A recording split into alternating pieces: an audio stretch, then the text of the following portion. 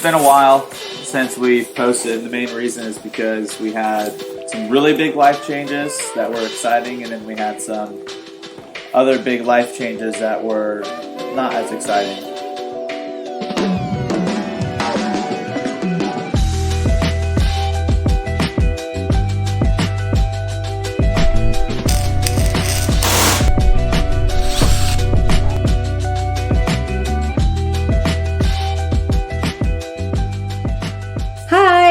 We miss you.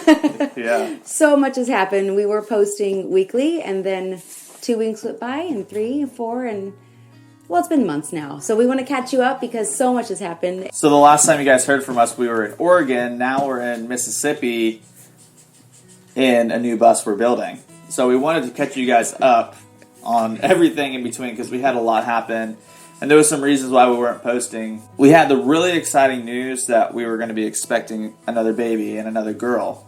And so with that news, we decided to kind of shift gears to what we were doing. Our last bus wasn't suitable for 4 people, so we ended up selling it. And we sold it to a wonderful woman named Rhonda. She was perfect for the bus, and now she's traveling in it. And she's somewhere in the country. And Hey, Rhonda. Hey, Rhonda. And so we really quickly, because I got into dad gear mode, okay, if we're going to sell this bus, we need to get another one immediately, start building it and making it for a family. To clarify, the size of our last bus was definitely suitable for a family. I know there's families in vans, but for us, we were talking about rebuilding to make 2 bunk beds for both girls, and we're thinking, why are we going to tear down this beautiful build to kind of make it work? Versus having that clean slate, selling it to, Rhonda, as he mentioned, and rebuilding, kind of getting a fresh start and designing it with purpose for, both of us and 2 girls.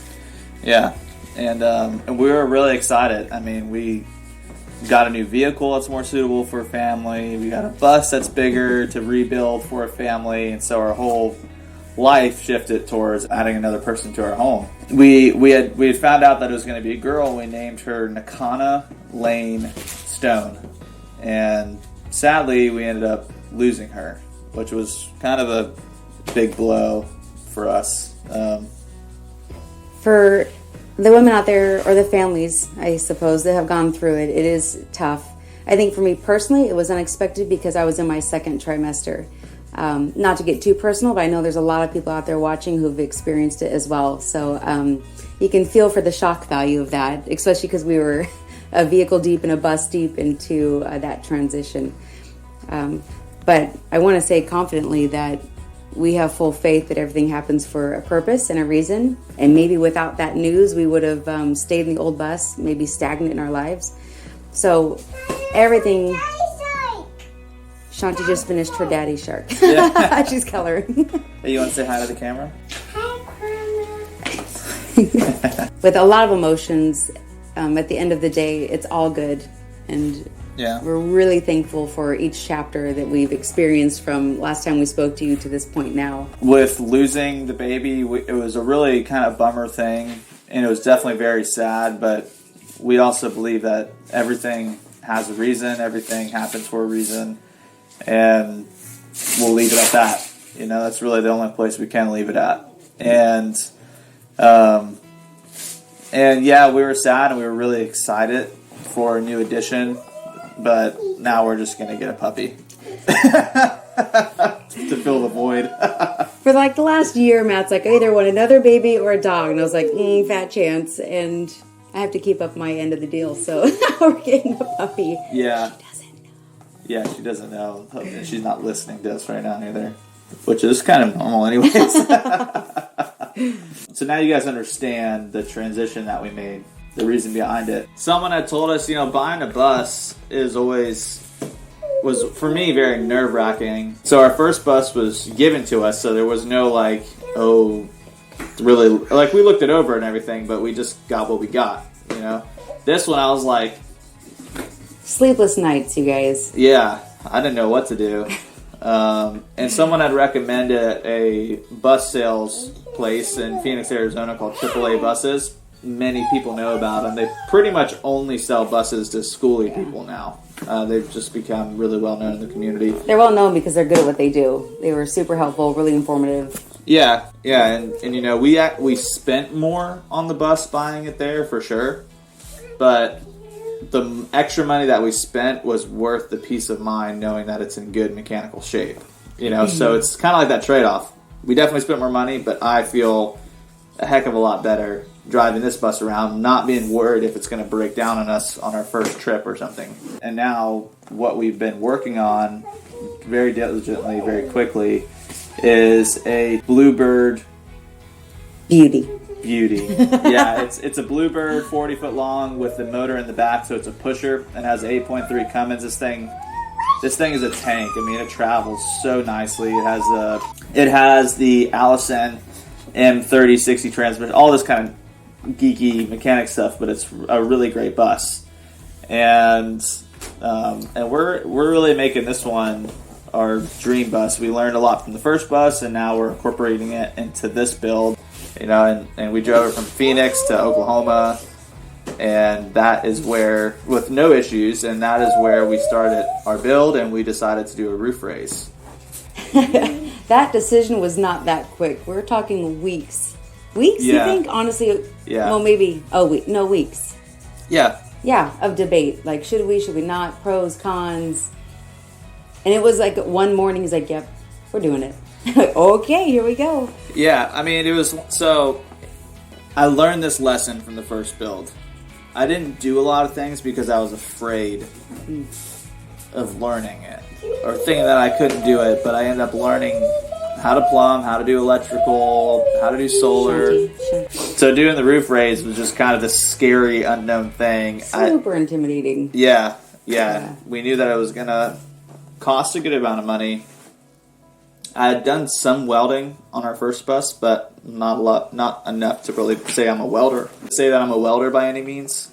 But there's a guy named Wes from Transcendent Existence. He does a ton of roof raises for other people. And I had talked to him about possibly having him do our roof raise, but it's going to be more than what I wanted to spend to like hire it out. And he told me that he does consulting. So I ended up having a consulting call with him, and after I had that phone call with him, I was like, all right, I can do this. He kind of broke it down, and it was definitely worth the money for that hour phone call. And that just gave me the confidence. So I went out and bought a welder, bought all the stuff that we needed to do it, ordered all the metal, and just popped it up. It was a lot of work. I just popped it up. Like it was a lot of. I'm sorry. I laughed because it was a lot of work. There was no just popping it up. Yeah. It went smoothly. It was just a process. Yeah, it did go pretty smoothly, but it was a lot of hard work and figuring stuff out.